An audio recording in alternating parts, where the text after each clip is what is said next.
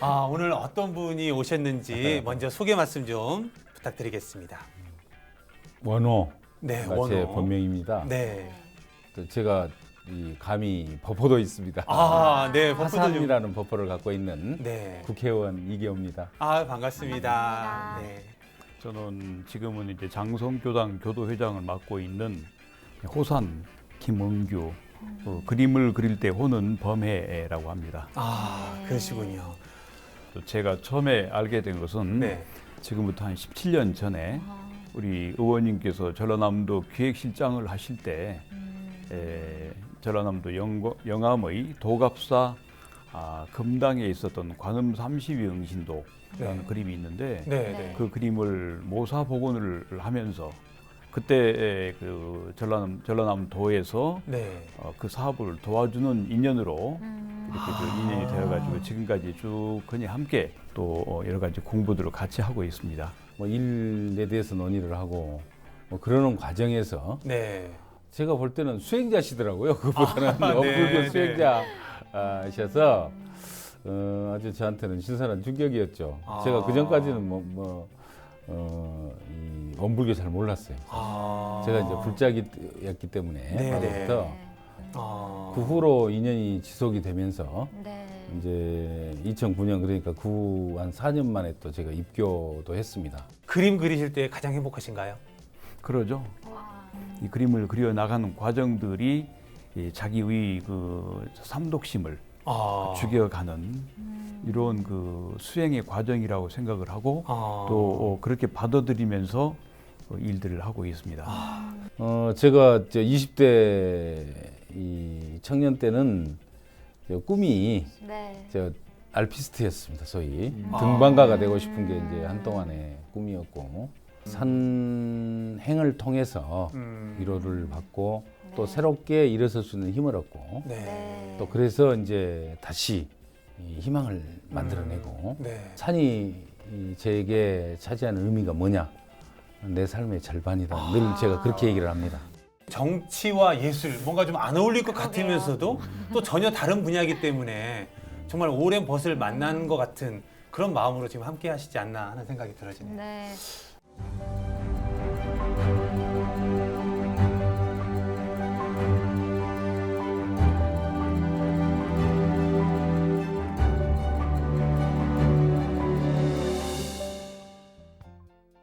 네, 감사합니다. 여러분은 지금 함께라서 소중한 인연 법연을 시청하고 계십니다. 네, 네. 이제 다음 질문으로 넘어가서요. 이제 의원님께서는 공직에 있으실 때부터 농업 정책에 깊은 인연을 맺어 오셨다고 알고 있는데요. 어떻게 농정 활동을 시작하게 되셨는지도 궁금합니다. 네. 제가 이제 뭐 농촌에서 태어난 것은 맞지만은 뭐 농업 관련 학교를 나온 것도 아니고 제가 공무원 시작도 행정고등고시를 합격했지 뭐 기술고시 농업직을 합격한 건 아니거든요. 네. 그러니까 뭐 농업을 잘 알 수 있는 상황은 아니었는데 공교롭게 제가 1992년부터 94년까지 제가 이제 우리 나이로 33살부터 35까지 네. 농도인 전라남도의 농업정책과장을 했습니다. 굉장히 젊을 때, 뭐 30대 초반에. 그러시네요. 예. 수산과장. 아니, 다음에 수산과장 다음인데 네. 네. 농업정책과장을 이제 했는데 그 시기가 우리 대한민국 농업의 굉장히 중요한 터닝 포인트가 됐던 그 시기거든, 전환기거든요. 네. 그때 우루과이 라운드라고 네, 있어요. 우루과이 라운드. 했었죠. 네. 이제 농업도 개방을 하는. 그러니까 우리가 여러 가지 이제 산업들을 개방을 하고 네.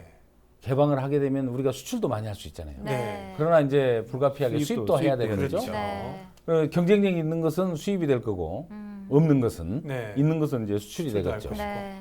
농업부문이 경쟁력이 떨어지기 때문에 이제 미국에서부터 뭐 쌀도 들어오고 네. 뭐 고추도 들어오고 네. 또 사료라든지, 소고기도 들어오고 네. 이런 게 이제 수입이 되는 막 거죠. 네. 그게 이제 우루과이 라운드가 타결이 되는 그 시점입니다. 농민들이 굉장히 반발을 많이 했죠. 반발했죠. 네. 뭐 이렇게 아주 우리 농업의 대위기 때입니다. 그 당시에 이제 3년 동안이나 그것도 가장 초기 있던 33살부터 35 네. 그 젊은 나이에 이제 전라남도의 농업 정책과장을 하게 됐는데 얼마나 고민했겠습니까? 네. 우리 농업은 제가 보기에는 망해요. 미래가 없었어요. 제가 볼 때. 그때는 네. 과연 이런 상황에서 단적으로 그 당시 요즘은 좀 상황이 좀 달라지긴 했습니다만 쌀 같은 경우에 네. 우리 쌀값이 미국에서 나오는 칼로스라는 캘리포니아 장미라는 이름의 네. 캘리포니아 로스 칼로스라는 쌀인데 칼로스나 칼펄 이런 이제 저 쌀들이 수입이 되면 우리 쌀의 6분의 1 가격입니다. 아, 요즘은 한 2분의 1 정도로 많이 좀 좋아졌어요. 네. 그때. 네. 그러긴 했는데 어쨌든 이제 중국의 동북산미라고 해서 길림성, 흑룡강성, 연영성 네. 그 부분에서도 우리하고 똑같은 종류의 자포니카 계열 단립종 쌀이 생산이 됩니다. 네. 거기에서 나온 건 10배예요. 어, 우리 것이 10배가 비쌉니다. 비싼 거죠. 그런 상황에서 개방이 되면 어떻게 살겠습니까? 그래서 저는 우리 대한민국에 이렇게 가면 농업은 미래가 없다. 우리 농촌은 사라진다. 이라고 생각을 했죠. 그러니까 그런 때 얼마나 치열한 이제 고민을 또 한 거죠. 네. 살려면 어떻게 되고 살리려면 어떻게 해야 되는가. 네. 그래서 날마다 앉아서 뭐 여러 가지 대책도 세우고 고민하고 뭐 농민들 불러가지고 토론도 하고 또 우리끼리 고민하면서 또 토론도 하고 아. 그래서 뭔가 아이디어를 내 가지고 뭐 정부에 건의도 하고 그렇게 하면서 이제 3년을 보낸 거죠. 네. 그게 굉장히 저한테는 중요한 이제 전환점이. 예, 저한테도 전환점이었고 우리 대한민국 농업에도 전환점이었고 아. 그 후로 이제 꾸준히 농업 정책에 대한 관심을 갖게 됐고 네. 그 후로 제가 이제 전라남 도에서 네. 또 중앙부처에 있을 때도 늘 이제 농업 정책에 대해서는 아. 관심을 가지고 고민하고 또 그때그때 제언도 좀 하고 그러면서 이제 전남에 기획실장을 하고 또 부지사를 하고 하는 네. 과정에서 네. 그러한 이제 제가 평소 생각했던 농촌 정책의 일단을 네. 좀 펼쳐볼 수 있는 기회도 있었고 네. 그 후로 이제 정치를 하게 되면서 또 제가 지역구가 또 농촌이고 네. 평상시 농업 정책에 관심이 있었기 때문에 네. 예, 농림위원회 주로 활동을 많이 했습니다. 아, 그렇게 기현이 돼서 농림. 예, 그래서 네. 제가 사실은 우리 대한민국 농정에 몇 가지 큰 틀의 변화를 가져온 게 있습니다. 네, 네. 우선 이제 소개를, 쌀값. 쌀값. 쌀값이 과거에는 굉장히 낮았죠. 네. 낮아가지고 뭐 가마당 이제 12만 원대까지 떨어졌습니다. 12만 원대면 우리가 먹는 밥 한 공기 가격이 180원 됩니다. 그렇게 떨어지는 거예요. 근데 그래서 가을에 추수만 되면 추수기만 되면 뭐 군청이나 도청 뭐 중앙부처 앞에 뭐 쌀 야적해 놓고 네. 농민들 데모하고 네. 막 쌀 불태우고 뭐 그렇게 했던 우리가 다 생생히 기억하지 않습니까? 네. 그거 싹 사라졌습니다. 지금 금년에 쌀 가마당 가격이 22만 원대. 제가 농림부 장관을 하면서 이제 12만 원까지 떨어졌던 한때 네. 그 쌀값을 19만 3천 원까지 끌어올렸습니다. 어. 여러 가지 이제 그 과정에서 네. 뭐 몇 가지 이제 말 못할 고충도 있었고 네. 어떨 때는 또 제가 좀 현직 국회의원이라는 그 여건을 이용을 해가지고 버티기도 하고 부처 내에서 그래서 이제 그 정도에서 지금 쌀값의 안정이 비교적 되고 있고요. 아. 두 번째는 이제 농촌의 이 어려운 농민들, 네. 농민들한테 이제 직불금이라고 해서 일정한 정도의 지급하는 이제 게 있습니다. 근데 그게 근본적으로 직불금의 구조가 이 부익부 빈익빈이에요. 말하자면 네. 대농 중심입니다. 네. 쌀을 많이 심는 분들에게 많이 나가고 적게 심는 사람은 적게 나간다. 그래서 제가 그걸 근본적으로 바꿔서 누구든지 일정한 정도까지는 기본 지급금을 한꺼번에 지급합니다. 똑같이. 그러니까 연간 120만 원씩 모든 농민들한테 다 줍니다. 일괄적으로 주고. 네. 이제 그보다 일정한 정도보다 더 재배를 하는 농민들한테는 더 줘야 되겠죠, 당연히. 네. 더 주는데 그 상승되는 비율을 좀 완화를 했어요. 그러니까 하후 상중. 하후 상박까지는 아니고요. 네.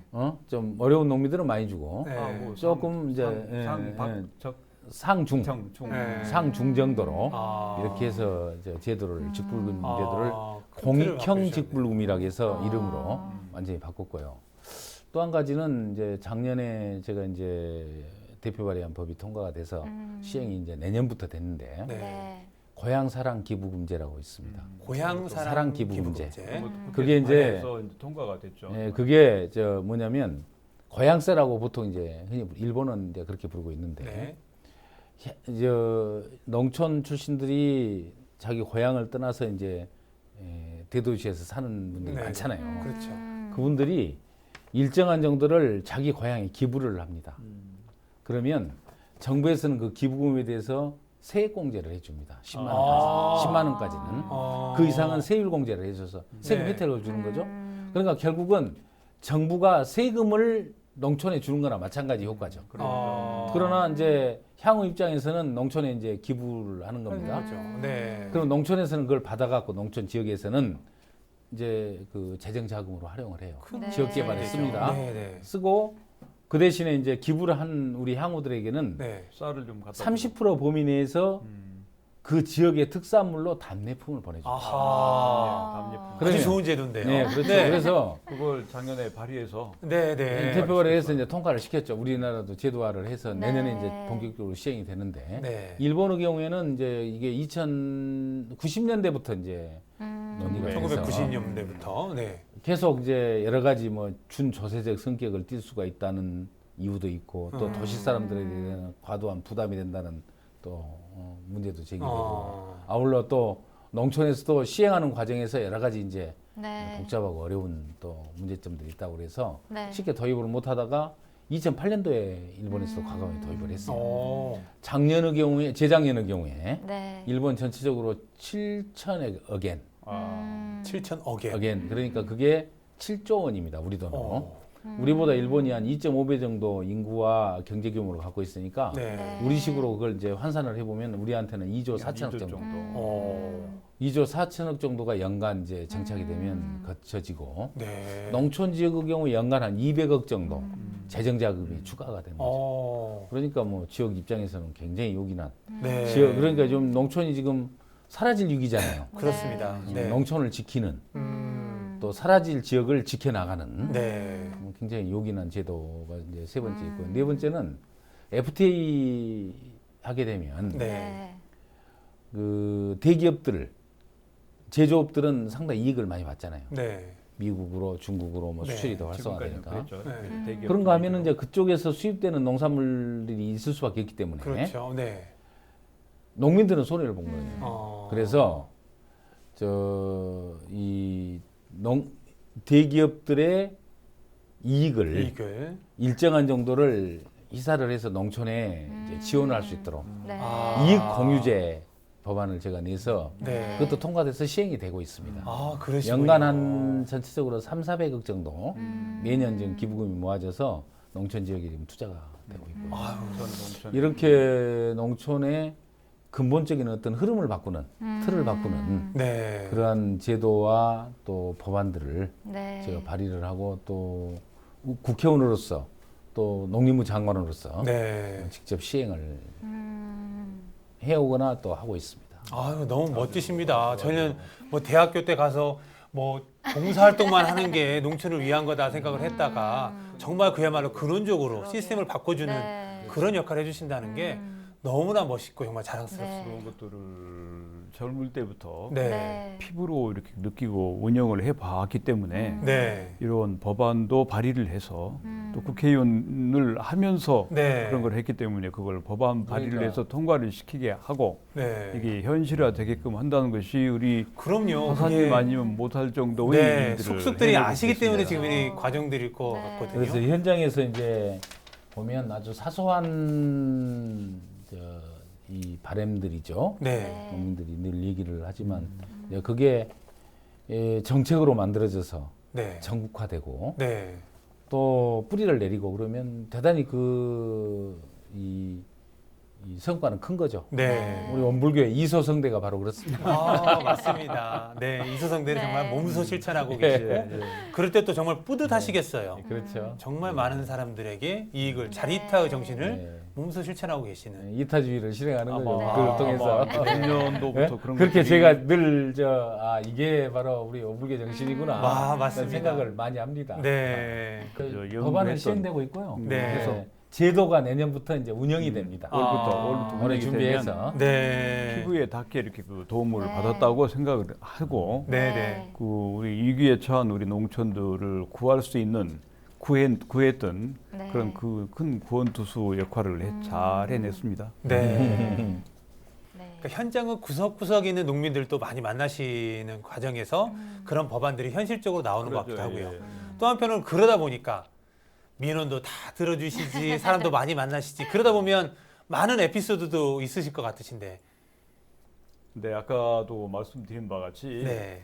하루 어디를 같이 여행을 가거나 등산을 하거나 같이 지내면 네. 네. 아마도 평균 민원들이 네. 한 20건, 30건 정도 전화가 와요. 네. 네. 네. 그런 것들을 우리는 한두 개 정도만 받아도 굉장히 힘들고 그럴 건데 네. 그 많은 전화를 받고도 네. 한 번도 얼굴을 붉히지 않고 아. 전부 긍정적인 그 사람들의 입장에서 해결책을 이야기해주고 그걸 전부 교수님이 받아내는 네, 이런 그걸 실제로 보고 그랬어요. 네. 같이- 교수님이 이제 네. 같이 일본 여행을 가도 밥을 먹는데도 밥을 먹을 시간이 없을 아하. 만큼 전화가 와서 그걸 전부 근데 그 그건 받아들이고 저만 그런 건 그러더라고요. 아니고요. 네. 대한민국 300명 국회의원들이 다 그렇습니다. 아. 자, 네. 지역구에 전화가 오면 정신을 못 차립니다. 음. 저한테 표를 준 분들이 또 뭐 당연히 저한테 그런 요구를 할 수 있는 거고요. 네. 그래서 뭐 그런 요구를 받으면 최선을 다해서 아. 노력하는 건 또 국회의원의 책무라고 생각을 네. 하는데 방금 교무님 말씀하셨던 에피소드는 뭐 농촌 뭐 이 관계에서 네. 말씀을 주시는데 제가 이런 경험이 한 번 있습니다. 네. 네. 아까 제가 과장 시절 얘기를 네. 했었는데 네. 우루과이 그때 이런 우루과이 라운드 한참 시끄러울 때 네. 이제 전남도청 앞에서 매일같이 뭐 천막치고 쌀 농민들이 가지고, 쌀 가지고 이제 모여서 데모를 해요. 네. 근데 그런 와중에 농민회라는 이제 비교적 그 농촌에 이제 좀 진보적인 색채를 갖고 있는 단체에서 네. 토론회를 하게 됐습니다. 농촌을 어떻게 살릴 것이냐, 농촌 죽을 것이냐 말 것이냐, 뭐 네. 이런 뭐 굉장히 과격한 이제 음. 그 논조의 이제 제목으로 토론을 하게 됐는데 저는 과장이었는데 우리 국장님한테 이제 참석을 하시라 그랬어요. 네. 좀 해주시오 네. 의뢰를 했는데 국장이 저를 부르더니 그러더라고요. 이건 아무리 봐도 안 가야 될 것 같다. 가면 우리가 곤욕을 치를 것 같은데, 예? 그렇게 얘기를 해요. 네. 그래서, 분위기가 심상치 않은 거죠. 네. 네. 그래서 아니 이럴 때 가야 됩니다. 가서 아니 얘기를 뭐 듣고. 얘기를 해야지. 네. 예? 들어보고 네. 또 우리가 할 얘기 있으면 우리도 이렇게 하고, 어려움이 있다는 걸 어. 얘기를 해야지. 가야 될 것 같습니다. 그러니까 어이 젊은 자네 가지고 가봐. 속으로 예, 괜히 말 꺼내가지고 본전도 못 찾았네 생각했죠. 제가 갔어요. 근데 가기 전에 생각을 하니까 가서 말이지 이거 분위기는 썩 좋을 리가 없잖아요. 그렇죠. 그때 뭐 정부가 저 쌀 개방한다고 해서 이제 그 데모를 하고 난리가 나고 있는데 있는데 네. 거기를 공무원이 가가지고 무슨 얘기를 듣겠어요. 네. 깝깝해가지고 밤새도록 고민을 하다가 이제 갔죠. 갔는데 딱 자리에 앉았는데 앞에 쫙 이제 그 농민 회원들이 앉아 계셔요. 네. 본 순간 어금이 저리더라고요, 솔직히. 아. 이게 야 그 이거 사람들은 좀 아주 어? 필사적으로 그렇죠. 이게- 생계와 관련된 그렇죠. 일이기 때문에. 네. 이게 온전하게 오늘 내가 나갈 수 있을까 생각이 들 만큼 걱정을 했죠. 네. 또 혼자 곰곰 생각해서 이제 원고도 써가고 그랬는데 다 네. 바꿨어요. 어떻게 바꿨냐면 저 와서 보니까 이거 완전히 그냥 다 여기 앉아 계신 모든 분들이 쌀 개방 절대 하면 안 된다 그러는데 네. 저 혼자 개방해야 된다고 주장하는 사람 좀 돼 있다. 아. 근데 나도 반대한다. 음. 여러분들은 농촌이 망한다는데 농촌 망하면 하다못해 우리- 도시로 가가지고 다른 일 할 수 있다. 네. 막노동도 할 수 있는 거고, 네. 뭐 가게도 할 수 있고. 나는 농정과장이 농촌 네. 없어지면 내가 자리가 없어지면 뭐 아, 하냐? 잘린다. 네. 내가 할 일이 없어지는데 오히려. 내가 어떻게 보면 여러분보다 더 절박합니다. 음. 살리는 방법 나도 찾고 싶은데 네. 똑부러진 방법이 안 나오지만 네. 그러나 우리 농촌 그렇게 쉽게 망하지 않습니다. 네. 우리가 노력합시다. 이렇게 얘기했는데 아. 뭐 그런 취지로 이제 쭉 설명을 했어요. 네. 네. 깜짝 놀랐어요. 그 말 끝에 엄청난 박수가 나오더라고요. 그래서 이제 농촌 살리기 위해서 뭐 나 이런 거 하고 싶다 뭐 등등 이제 젊은 과장 입장에서 몇 가지 얘기했는데 네. 박수 굉장히 많이 받아가지고 네. 그 후로 저하고 이제 그분들하고 굉장히 사이가 좋아졌어요. 지금까지도. 우리 편이다. 우리 아픔 알아준다. 이런 마음이 드는 것 같아요. 공무원인데 네. 공무원 참 이야기를 나쁜 들어주고. 놈들이 많은 줄 알았는데 네. 그래도 썩 괜찮은 놈도 있더라 이런 이제 평가를 받았던 적이 있었죠. 아. 그래서 어려웠지만 정말 진솔하게 마음을 열고 얘기를 하면 그래도 우리가 궁집통이라 그러잖아요. 네. 궁하면 통하죠. 네, 네. 빠져나갈 구멍이 생기는 거고 네. 우리가 또 살아날 구멍 또 나아가서는 정말 좋은 평가를 받을 수 있는 계기도 된다. 이렇게 네. 좋은 교훈을 얻은 적이 있습니다. 그때 정치적인 어떤 인물의 시발점이 되지 않나 싶을 정도로 정말 분위기가 완전히 반전되는 그 예. 기운이 딱 전해지는 네. 아 세상에 그런 또 에피소드도 네. 있었고 또 농어촌 특별전형 관련해서 에피소드가 있으시다고 예, 하는데요. 제가 이제 그 당시에 농촌에 이제 어려울 때니까 뭐 대화를 많이 하는 과정에서 젊은 네. 사람들한테 물어봤어요. 네. 농촌에서 가장 어려운 일이 뭡니까? 그러니까 교육을 얘기하더라고요. 교육의 가장 핵심은 결국 대학 입학이거든요. 네. 자녀들의 대학 입학. 네. 그렇죠. 그래서 농촌에서 농사를 짓고 살아도 자녀들이 대학을 갈 때 갈 수 있어야 합니다. 근데 농촌이라는 게 기본적으로 도시에 비해서 교육적 조건 분리 지역이잖아요. 불리하죠. 네. 그러니까 그 조건 분리 지역을 그대로 두고 똑같은 경쟁을 시키는 건 민주주의가 아닌 거죠. 네. 그만큼의 말하자면 저 여건이 미치지 못하면 네. 네. 여건을 맞춰주는 맞춰주네. 그 정부가 해야 될 제도적으로 해야 될 일이죠. 네. 그래서 그 당시에 제가 이제 농촌 학생 특례 입학 제도를 만들자 이 주장을 했습니다. 그 말을 제가 어디서 했냐면 그 당시에 청와대에서 이제 농정 토론을 했는데 그 당시에 농수산수석이 계셨어요. 네. 그분이 이제 주관을 해서 토론을 했는데 제가 이제 토론자로 가서 그 주장을 했죠. 근데 그 자리에서 싹 좋은 평가를 못 받았습니다. 네. 그게 이제 교육의 기회균등이라는 측면에서는 뭐 어느 정도 타당성이 있지만 그러나 평등권 침해가 될 수도 있는 네. 거예요. 그게 오히려 또 또 역으로. 네, 입시라는 게 누구나 똑같은 조건에서 치른 거지. 네. 그 조건을 좀 달리한다는 게 과연 정당한 입시냐. 아. 뭐 이런 등등의 이제 논란이 될 수가 있는 거죠. 네. 그날 논란을 하고 해답을 못 얻었어요. 못 얻었는데 한 두어 달 지났는데 그 농어촌 비서관님 한 분이 저한테 직접 전화를 하셨더라고요. 네네. 네. 이 과장 그 말씀하셨던 네. 그 대학 특례 입학 문제를 좀 더 논의를 하게 청와대로 올라와라. 그래서 저하고 둘이 만나서 이제 굉장히 오랫동안 서로 제도를 구상을 한 거죠. 네. 그 설계된 게 지금의 이제 오늘 제도입니다. 그래서 지금 그러시군요. 제 지역구 영광에서 고등학교를 나와서도 서울대학을 들어갑니다. 네. 그래서 장성에서 장성고등학교를 네. 나와서도 연고대를 1년이면 뭐 매일 몇 명씩 다 들어가고 어. 한평에서 한평고등학교를 나와가지고도 전부 다 좋은 데를 우수한 갔어요. 응? 의대나 아니면 저 아, 서울대학을 들어가고 있는 거죠. 네. 과거에는 제가 그 논의를 하기 이전에 농촌에서 서울대학교 들어간다는 건 그거 뭐 힘들었죠. 어려운 정도가 아니라 불가능한 네. 일이에요. 네. 설레가 없는 일이었죠. 네. 그러나 그 농어촌 학생 특례 입학 요즘은 이제 농어촌 특별전형이라고 네. 이름을 합니다만 그 제도가 이제 정착되면서 네. 요즘은 이제 빵빵 들어가는 거죠. 네. 도리어 도시 학생들이 오히려 더. 일찍부터 네. 농촌으로 와서 거기서 뿌리를 내리고 학교를 네. 다니는. 제가 가끔 이제 정책 얘기 나오면 네. 사실은 저 농어촌 특례 입학은 제가 저작권을 갖고 있다. 그런 주장을 갖고 있는데 누가 알아주지 않지만. 아, 저도 그렇게 오늘 주장합니다. 방송 보시는 분들도 그렇고 그러죠. 자랑해야 될 것 같습니다. 네. 말씀 물어보셔서. 아, 네. 또 농정과장뿐만 아니라 아까도 말씀을 주셨지만 또 수산과장으로도 근무를 하셨잖아요. 예. 또 그때의 일화도 혹시 있으실까요?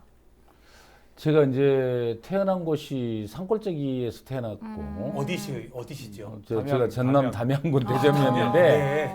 대전면은 이제 뜰이 넓은 곳이긴 한데 우리 집은 아주 산밑입니다. 네. 불태산 밑이어서 저는 저 어렸을 때 바다를 안 가봤죠.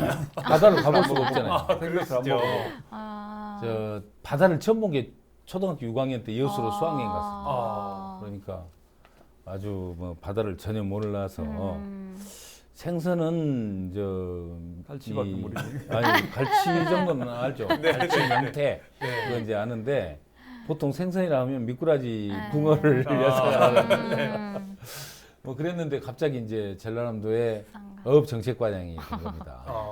근데 뭐 발령을 내리고 보니까 이제 그 갔어요. 뭐 들어갔는데 정말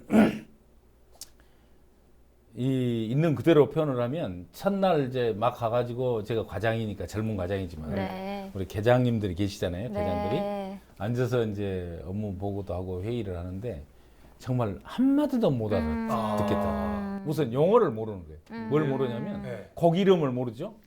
물고기 뭐, 모르죠. 네. 돔, 어. 또 뭐 저 넙치, 네. 저 우럭, 네, 네. 또 농어 이런 이제 고급 어종이잖아요. 네, 네. 주로 이제 이게 이제 행정의 대상이에요. 우리가 흔히 잘 아는 갈치, 명태, 네. 저 고등어는 네. 조금 약간 행정적 외적이 네, 약간 저 네. 흔한 생선이고 네, 네. 가격도 좀 떨어지고 네. 요즘은 뭐 명태 같은 게 비싸졌습니다만 네. 어쨌든 뭐 그런 상황인데 고기 이름을 모르고 고기를 잡는 어구 있잖아요. 어망 네. 도구 다 모르고. 다 다른가요? 그 이름이 다 틀리죠. 안강망, 낭장망, 뭐 선인망, 다 자망, 뭐 네. 유자망, 또 뭐 트롤 뭐 이런 식으로 네. 해서 각자 다 다른데 네. 이게 무슨 뭐알 수가 말인가 없잖아요. 모르고. 모르시겠네. 그것도 한자 영어 아닙니까? 네. 지금? 알 수가 없고 우선 그러니까 고기 모르지. 네. 고기 잡는 어구 모르지. 네. 또 그거에 대해서 따르는 이제 수산업법이라겠어요. 어법. 모든 게 잡는 법. 면허나 뭐 허가로 네. 이제 그게 다 이루어져 가지고 고기를 잡게 되는데 그것도 모르잖아요. 한 마디도 못 알아듣겠더라고요. 네. 그래서 이제 그날 저녁에 집에 퇴근해서 네. 고민을 엄청 했죠. 야 이건 뭐 하나하나 우리 무슨 저 학교 다닐 때 쪽집게 과외를 받을 수도 없는 거고 네. 이거 뭐 어떻게 어디 가서 뭐 수업을 받아갖고 뭐 알 수가 없는 거 아니에요. 네. 그래서 혼자 곰곰 생각하다 그래 어디 도감. 결국은 맞고 품는 거다. 그래서 그 다음날 출근해서 어구도감을 가져와라. 어류도감을 가져와라. 어류도감. 그래서 보고 메모를 해가면서 막 그 고시 공부할 때처럼 다다다 외웠어요. 농어는 어떤 특징? 농어는 어떤 특징이고 우럭은 예를 들자면 저기는 해유성이니까 전국을 언제 잡히고 다녀요. 예? 그런데 농어는 네. 아니 이제 농어나 우럭은 정착성이 그 자리에서 주로 살아요. 그러니까 잡은 데서만 잡히는 거예요. 그러니까 저기는 저 연평도에서도 잡히고 내려오면 뭐 칠산 앞바다 네. 거기서 잡히고 저 동진아에서부터 시작해서 추자도 앞바다에서 잡히고 막 그러잖아요. 이게 때때로 올라가래요. 해유성. 그러니까 이제 그런 걸 다 알게 되더라고요. 한 일주일 정도. 일주일이나. 일주일 정도 부지런히 외우니까 그래도 이제 뭐 3, 400페이지 된 걸 좀 봤어요. 네. 다 외우지 못하지만 네. 상당 부분 알게 된 거죠. 그리고 나서 이제 그건 이제 좀 제쳐놓고 고기 어구동을 잡는 가져와라. 고기 잡는 그물들. 목걸이 그려가면서 이제 혼자 외우는 거죠. 아. 그것도 한 일주일 정도 하니까 이제 한 바지더라고. 이만한 상당히 두꺼운 책이었는데 네. 또 해류 흐름을 알아야죠 또. 해리 흐름도 이제 보고 또 수산업법. 수산업법은 어법. 책자를 좀 주라 그래가지고 네. 그러면 막 읽고 외웠죠. 싹 공부하는데 한 달 정도 걸렸어요. 네. 그러니까 이제 세 가지 수산업법을 공부하고 어구도감을 전부 이제 네. 나름대로 터득을 하고 네. 물고기에 대해서 알고 네. 그리고 가니까 제가 제일 잘 알더라고요. 한 달 지나니까. 아, 이게 배움의 힘이네요. 그게 그래가지고- 공부의 힘입니다. 공부의 힘. 와, 진짜 진짜. 쉽지 그래서 우리가 않으셨을 텐데. 마음 공부하자 그러잖아요. 네. 공부해야 됩니다. 어. 공부해야 압니다. 아. 그래야 공부해야 대우받습니다. 그래서 제가 이제 그 당시에 나이가 뭐 32살 때인데 네. 얼마나 새파란 과정이에요. 우리 계장님들이 자기 아들들이 제 또래입니다. 그래서 저 무시 못했어요. 아니까. 그러다 워낙 잘하니까. 워낙 잘하니까. 그러다 보니까 이제 또 하나 에피소드인데 네. 전라남도 쪽에서 잡혀지는 해물들 네. 어떤 것이 제일 맛있는지도 제일 잘 알아요 또. 골고루 그 특성을 골고루 특성 다 골고루 공부했으니까 아. 네 매돌달에 어디 가면 어느 생선이 제일 아하. 그게 맛있을 때 제가 많이 가르쳐 줍니다. 네. 우리는 지금도 지금도 그 생선들을 잘 모르거든요. 네. 제가 근데 여름에 네. 어디 가서 도움 시키시면 네. 도움은 여름에는 물론 여름에도 아. 맛있습니다. 좋은 네, 생선이니까 네. 그렇지만 더 맛있을 때는 가을이나 겨울이거든요. 그때 드세요. 봄에는 농어를 드세요. 서울까지 얘기를 해드립니다. 다 책에 나온 겁니다. 아마도 그 바닷가에 사는 사람들도 네. 그 지역에 있는 사람들이 아니면은 모를 그렇죠. 그러한 지식을 경험으로 쌓았던 것이 네. 이렇게 책을 통해서 책을 통해서 이제 터득을 해서 또 써먹으니까 현장에서 봤잖아요. 네. 그러니까 만든 거죠. 정말 여러 가지 네. 메시지가 담겨져 있습니다. 네. 또 한 번씩 그렇게 저 실생활에서 자기가 이렇게 했던 그런 그 전문 분야뿐만 아니라 네. 어느 뭐로 본다면 우리 한국 역사의 그 정통의 학자처럼 네. 우리 민족이 쭉 흔히 이렇게 왔던 혁명사 들도 쭉 그 고려 때부터 조선을 거쳐서 근대까지 이 내려오면서 그게 이제 혁명사를 공부를 하면 정통 역사를 또 어떻게 했으면 정통적으로 흘러갈 수 있었던 역사를 이렇게 항상 이야기를 하고 네. 이런 것들을 근간으로 깔고 네. 지금 현재도 이제 국정에서 이런 저 국회의원도 하기 때문에 가장 폭넓게 지식 네. 있게 그리고 정통으로 바르게 네. 나는 이제 물론 다른 분들도 많이 그런 분들도 계시지만 네. 가까이서 항상 뵐 때는 그러한 것들을 항상 놀래고 네. 저 존경하고 그렇습니다. 정말 다양한 분야가 그냥 그러게요. 이렇게 쏟아져 네. 나오는. 네. 맞습니다. 그런가 하면 저희가 불사라는 표현을 쓰는데요. 부처님이 하시는 사업을 불사라고 하는데 의원님께서는 이 불사가 진행되는 과정을 보면서 또 신기한 인연의 연결을 많이 보셨다고 들었습니다. 혹시 또 그런 경험이 있으실까요? 저는 이제 연불교에 입교하고 나서 정말 그런 도저히 사람의 인력으로 네. 이해할 수 없는 일들이 많이 저는 경험을 했습니다. 그런 일들을 많이 경험을 했습니다. 네. 이런 예를 하나 이제 몇 가지 들어보면요. 한 가지 영광에 가면 이제 국제 마음 훈련은 네네. 국제마음훈련은. 제가 이제 부지사 시절에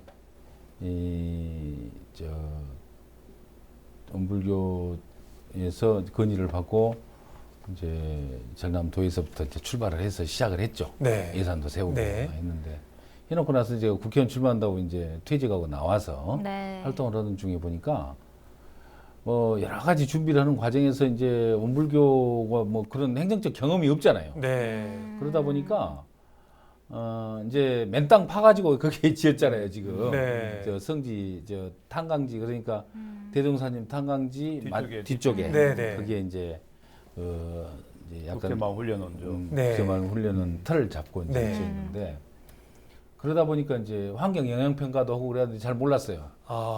그때 이제 곽기환 교수님이 그 담당을 하셨는데 저한테 하루는 환경 영향 평가를 갑자기 해라 간다. 근데 그걸 하게 되면 환경 영향 평가라는 게 4계절을 다 해야 하잖아요. 1년을 해야 되죠. 1년. 그러겠네요. 환경 영향이라는 네. 게 환경 네. 영향을 봄, 여름, 가을, 겨울이 다 하는 거기 관련된 거기 때문에 네. 1년 걸리는 거죠 기본적으로. 그러면 내려왔던 예산 올라가 버리고 이제 근데 그러게 이제 예산이가 시기가 있으니까. 2년이 지나면 반납해야 됩니다. 반납해. 어떻게 그러니까 심각한 문제죠. 그래서 그걸 이제 전남도에 제가 이제 물어봤어요. 네. 이렇게 한다는데 이거 좀 어떻게 대책이 없냐? 대책이 없다는 거예요. 그러더니 그리고 잊어버렸죠. 안 된다면서 안 포기했을 거예요. 네. 근데 전화가 왔더라고요. 전남도에서. 네. 부지사님 그 전에 그 앞 도로 할 때 앞에 도로 도로네. 네. 확장할 때 네, 네. 그때 환경 영향 평가를 했다는 그 거예요. 지역을 다 해왔다고. 직전에 그 지역이 다 들어갔다는 거예요. 네. 새로 난 도로거든요. 그래서 환경 영향 그랬죠. 평가가 필요 없을 것 같네요. 이거 활용하면 되겠네요. 그러더라고요. 그래갖고 이제 거의 그 시간을 세이브를 한 거죠. 네. 또 연말쯤 됐는데 이게 이제 뭐 설계하고 뭐하고 많이 하잖아요. 설계가 끝나고 나면 뭐라 하냐면 공사 발주를 하잖아요. 네. 저달청에서 발주를 해주는데 이게 이제 연말에 해야 한다는 거예요. 그래서 그럼 뭐 저달청 의뢰하십시오. 네. 근데 저달청에서 자기들이 이제 그 발주를 하기 위해서는 이제 들어가는 뭐 이제 물리적인 시간이 있을 거 아니에요. 그렇겠죠. 네. 공부하고 뭐하고 네. 그걸 하게 되면 그 해를 넘긴다는 거예요. 한 1년 걸리죠. 1년은 아닌데 그 해를 넘긴다는 거예요. 아, 넘기면 반납해야 된단 말이에요. 시기적으로 또 넘기면 안 되는데. 안 되는. 예산이 넘어가 버리죠. 그러면 심나는 거죠. 그래서 저한테 이제 물어봐요. 그 각 교수님이 네. 혹시 이제 저달청에 부의사님 공무원 했으니까 아는 네. 분 있어요? 저달청에 아무리 생각해도 아는 사람이 안 떠오르더라고요. 네. 제 친구 그때 가만히 생각하니까 제 친구 가까운 친구이면서 저달청에 있었던 이제 우리 저하고 동년배 네. 고시 동기가 하나 생각나. 네. 아, 네. 전화를 했죠. 야, 너 지금 저달청에 있냐? 그러니까 있어. 그래서 너 뭐 하냐? 이거 물어봤어요. 오랜만에 오랜만에 전화해서. 네. 나 저달청장이야. 아, 그 친구가 청장이 되신 거였어요? 저달청장이에요. 그래서 야, 그럼 잘 됐다. 이래저래 한다. 이거 말도 안 된다. 어렵게 이렇게 왔는데 네. 이게 지금 긴급 입찰을 해야 된다는데 이게 지금 그 어떻게 할 방법이 없는데 좀 도와주면 안 되냐고 물어봤어요. 그러니까 어디라고 그러더라고요. 그래서 영광에 연불교 그 국제망 훈련은 그걸 갖다 저달 의뢰를 해서 입찰하는 거다. 입찰이니까 뭐 이제 아주 공정하게 하는 거죠. 네. 그러니까 그 청장이 그 긴급 입찰이 어려운 건 아닌데 어려운 것은 이제 기본적으로는 제도적으로는 뭐 쉽게 할 수 있는데 네.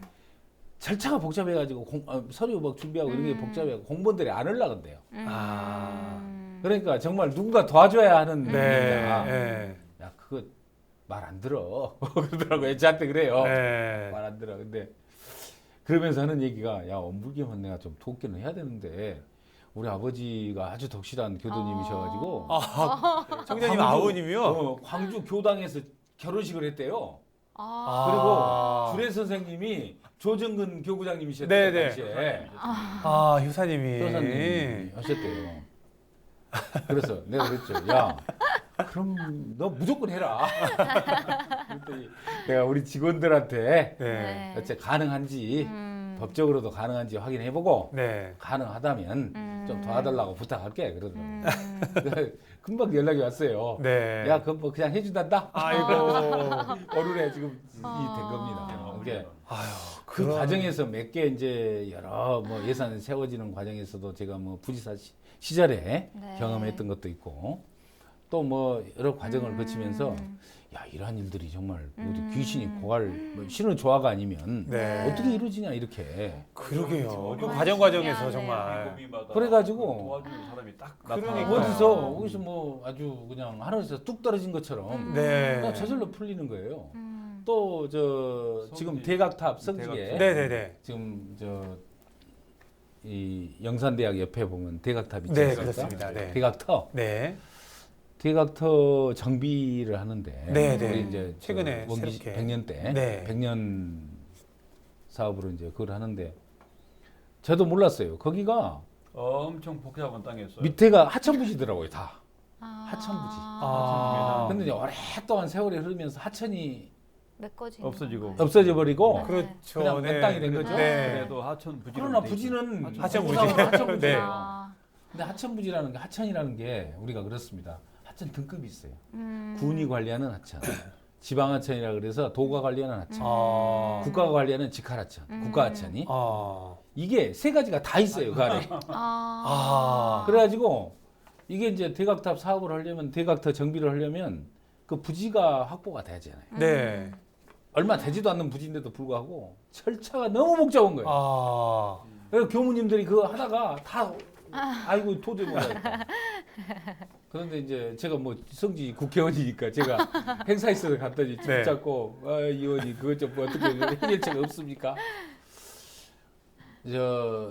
군 하천이나 지방 하천은 네. 비교적 자유롭게 가능합니다. 아. 그래서 어떻게 했어요. 네.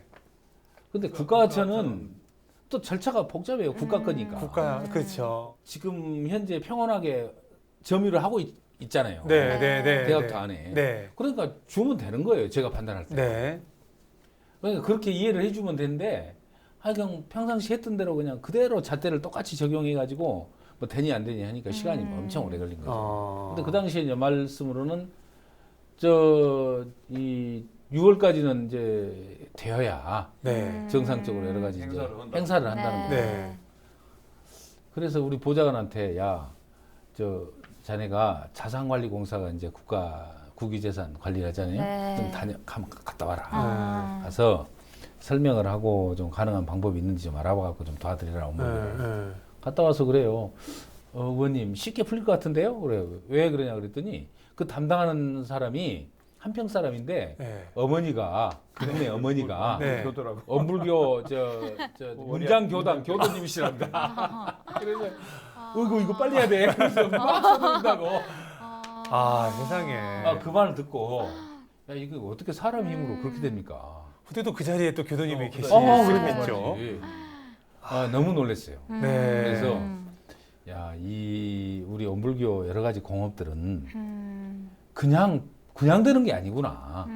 다 우리가 조화정의라 말하잖아요. 네. 그러한 게 다 작동되는구나. 네. 이런 얘기를 제가 자주 합니다.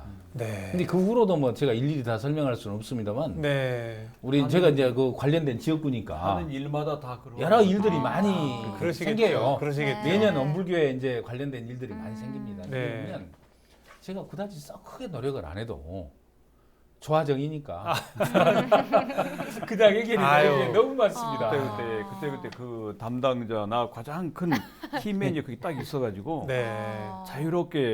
자유롭게 가지고 법적으로도 다그 스무스하게 일들이 해결되지고 그래요. 네. 그래서 어떻게 보면 뭐 특별하게 뭐 크게 무슨 뭐 국회의원이 어디 가서 때를 쓴다거나 뭐 이러지 않고도 네.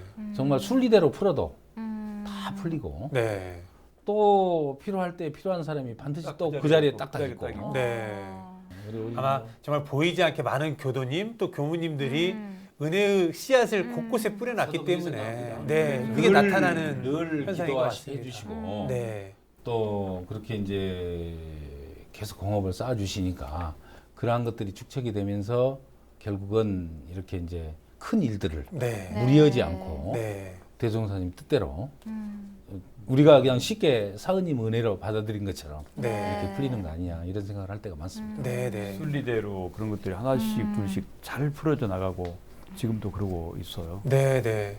그리고 이렇게 우리 교법 정신이 정치에서 혹은 살아가면서 정말 이것은 이 정신이나 아까 뭐 이소성 대도 말씀을 해주셨지만 또 자리타에 대해서도 말씀을 해주셨지만 야 교법 정신은 이게 참 살아가 보니 너무나 적절하다 하는 그런 게 뭐랄까요 교법 정신이라고 해야 될까요? 그런 부분이 있다면 어느 부분일까요?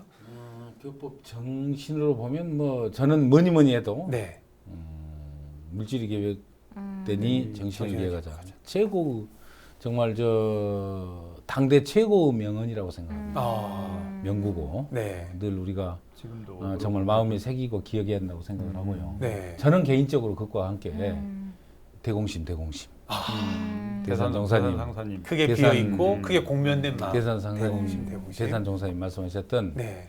우리가 마음을 비우고 나아갈 때 네. 그것이 공중을 위한 마음이거든요. 네. 그래서 저는 뭐 국회의원으로서 또 공직자로서 선출직 공직자로서 활동을 하면서 늘 새기는 그런 또 다른 좌우명입니다. 또 반면에 이런 점들은 조금 더 보완해 가면 좋겠다 하시는 부분도 있으실 것 같아요. 우리 이제 뭐 온불교는 잘하고 있어요. 제가 보기에는 뭐 종교로서 이만큼 종교 본문에 충실하면서 또 제자리를 잡아가는 종교가 많지 않다고 봅니다. 워낙 현대 사회가 복잡하기 때문에 네. 종교관을 그대로 지켜가는데 뭐 굉장히 큰 장애들이 있는 거죠, 늘. 네. 현실적으로 이제 그런 이제 장애에 부딪힐 수밖에 없는데 그런 중에서도 온불교가 정말 중심을 잡고 역할을 좀 잘해주신다고 생각을 늘 하고 있습니다. 그런 중에서 이제 굳이 물어보셨으니까 조금 더 보완됐으면 하는 네. 부분은 원불교가 세계화는 잘 돼요. 미국으로 나가서 유럽으로도 나가고 러시아에도 나가고 제가 들어보면 50 몇 개국에 지금 이미 다 뿌리를 내릴 정도로 그 나라에서 동양에 이런 종교가 있었어? 라는 관심과 또 그 뭐 참여를 이렇게 이제 키워나가고 있다고 듣고 있습니다. 근데 전국화는 부족합니다. 네. 아무래도 이제 근원 성지가 있는 호남과 네. 또 이 정산 종사님 했던 성주. 이제 성주 중심의 이제 네. 그 말은 그쪽 그러니까 일부 지역에는 네. 굉장히 많은 이제 호응을 얻고 있지만 네. 아직은 교화가 좀 더 필요하다. 네. 네. 그래서 전국화를 위한 노력들이 좀 필요하겠다. 충청도 같은데 수도권에도 좀 더 네. 많은 분들이 좀 참여할 우리 원불교에 입교할 수 있도록 네. 우리가 더 열정을 가지고 교화에 임해야 된다 이런 생각을 늘 하고 있고요. 네. 또 한 가지는 제가 이제 우리 지역구의 교당에 가끔 갑니다. 네. 가서 보면 정말 한 분 한 분이 소중한 우리 교도님들이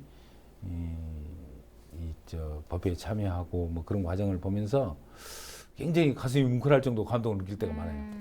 근데 이 주로 오신 분들이 할머니 할아버지들이 많습니다. 네. 뭐 그분들이 소중하죠. 네. 오실 때 꼭 손자들 손 좀 잡고 왔으면 좋겠어요. 아, 네. 다시 말씀드려서 저 청년교화 네. 아예 좀 더 노력을 하고 특히 이제 대학가나 이런데 저는 이제 제가 대학을 다닐 때는 뭐 불자였으니까 그때 당시에는 이제 불교 학생회도 참여하고 했습니다만은 그러한 이제 이 원흥 공부를 좀 더 할 수 있는 그런 좀 대학생들의 모임을 네. 좀 과감하게 지원을 하고 네. 또 교민들이 나서서 좀 더 노력을 해주셔서 청년교화가 좀 더 확대됐으면 좋겠다.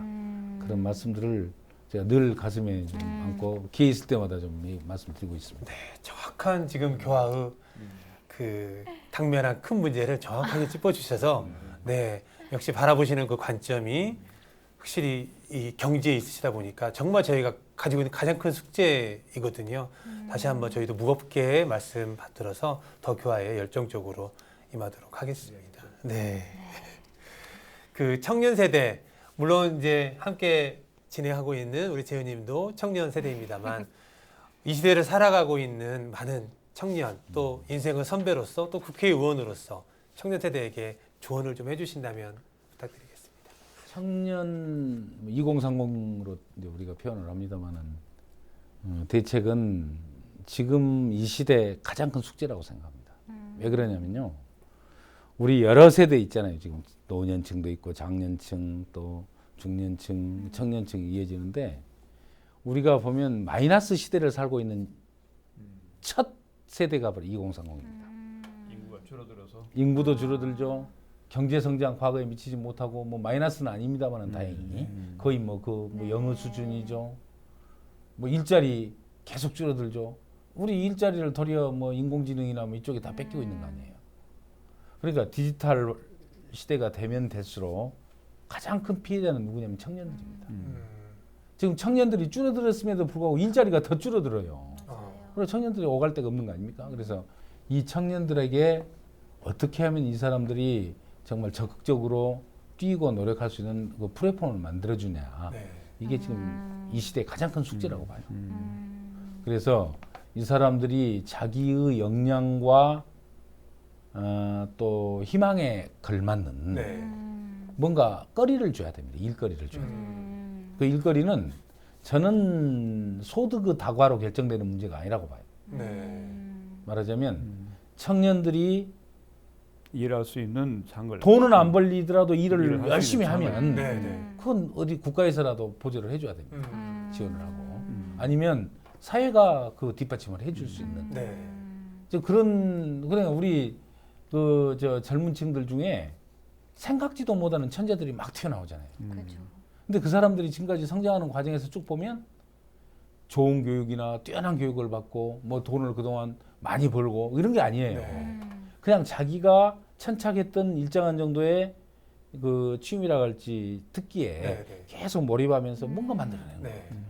지금 21세기는 그런 시대거든요. 네. 그 사람들이 사회를 이끌어가는 시대이기 때문에 그걸 어떻게 발휘할 수 있는 기회를 국가가 만들어주냐. 네. 난 치열한 연구가 필요하다고 봅니다. 네. 그래서 그걸 제도화하고 네. 청년들이 자기 능력을 어떤 능력이 있든 간에 마음껏 발휘할 수 있는 그런 좀 플랫폼에 대한 네. 연구 지금부터 좀 치열하게 좀 네. 했으면 좋겠고요. 네. 무엇이 그 해답이 될 것인지 저도 지금 뚜렷한 대안 아직 찾지 못하고 있습니다. 네. 있을 것 같기도 하고 네. 어렴풋이는 알겠는데 명확히 뭐 해야 되겠다 이걸 아직 제가 잡지 못하고 있어서 네. 제가 저 코로나가 좀 잠잠해지고 그러면 전문가들 좀 불러서 네. 토론회를 포럼을 좀 하고 그래서 거기서 이제 대안들을 좀 찾아보고 네. 해가지고 필요하면 법도 만들고 네. 또 정부의 요구에서 제도하고 그렇게 하는 것이 우리 대한민국의 탄탄한 미래를 계속 끌어가는 네. 그런 방법이 아니겠느냐 네. 이렇게 생각을 하고 있습니다. 네. 네. 청년들은 자기가 갖고 있는 능력만 발휘하면 됩니다. 그런 나라를 만드는 게 제가 좋은 정치하는 나라. 목적 중에 아. 하나입니다. 좋은 나라가 되는 것입니다. 네. 그것을 정치뿐만 아니라 종교도 같이 네. 함께 이렇게 그 고민을 해서 네. 그 장래의 미래에 우리들이 숙제를 풀어나가는 그런 지혜들을 짜내는 것들이 보다 정치가 뿐만 아니라 종교가들도 같이 고민을 해야 될 문제라고 그럼요. 생각을 합니다. 그럼요. 그리고 왠지 그걸 찾아내실 것 같아요. 그 삶의 과정에서 분명히 그 현장에서 그 답을 찾아내실 거라는 생각이 있고 또 함께 저희도 그걸 찾아가도록 노력하겠습니다. 소중한 법연 모시고 함께 하고 계십니다. 잠시 쉬었다 만나도록 하겠습니다.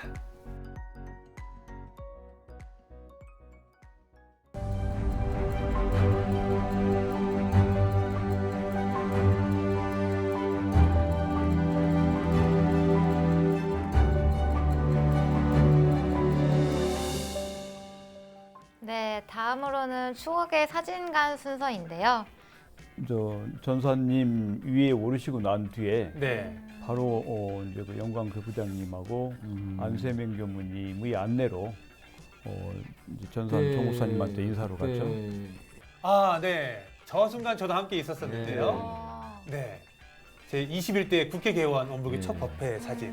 저게 지금 21대 국회 개원 첫 법회 정도가 아니고 네. 대한민국 국회가 생기고 이제 법회로서는 처음 법회입니다.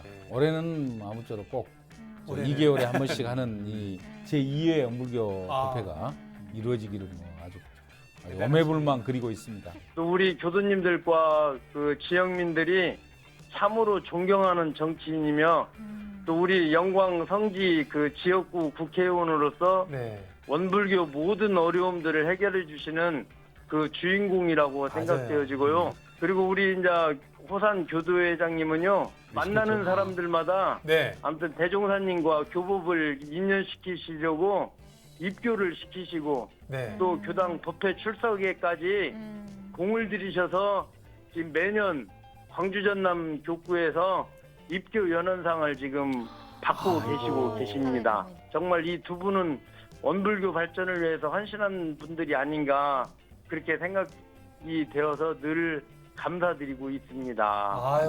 우리 교무님. 아유, 교무님 얼마나 든든하고 행복하세요. 아, 정말 행복합니다. 삶 자체를 우리 교법에 따라 사시는 화사님, 더욱 심신이 건강하시고 나라는 물론 인류 사회에 영향을 줄 수 있는 큰 사람이 되기를 법신불 사원전에 기도드립니다. 교수님을 처음 뵙게 된 지 벌써 17년이 지났습니다. 그날 교수님과 첫 대면에서 저에게 더 크게 각인된 것은 원불교 수행자로서 호산 선생을 뵌 것이었습니다. 그날이 저에게는 원불교를 처음 만난 뜻깊은 날이기도 합니다. 급기야는 4년 후에 저도 원불교 교도가 되었으니까요. 근원성지 영광을 비롯해서 지역구의 많은 교도님들의 여러 같은 지지와 성원은 당연히 저를 오늘에 이르게 해주셨습니다. 이렇듯 저에게 많은 가르침과 행운을 주신 교수님께 늘 고마운 마음 잊지 않고 있습니다. 정말 법동지라는 단어가 잘 어울리는 두 분이라는 생각이 들었습니다.